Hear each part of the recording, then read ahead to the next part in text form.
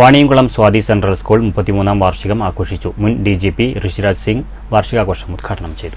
School chairman Ajith Pillai അധ്യക്ഷത വഹിച്ചു. Principal Shaji K Thayyil സ്വാഗതം പറഞ്ഞു. PNNM ഡയറക്ടർ സന്ധ്യ മണ്ണത്ത്, ഗായിക നിഷ പ്രമോദ്, മുൻ principal Sathi Ramachandran, PTA president Rajesh, school leader K Haritha എന്നിവർ സംസാരിച്ചു.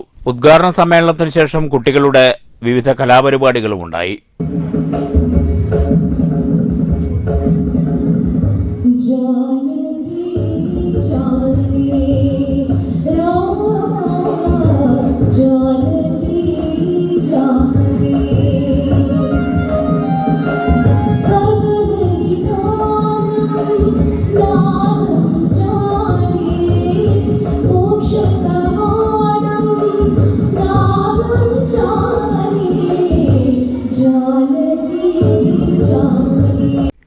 News bureau, Ottapalam.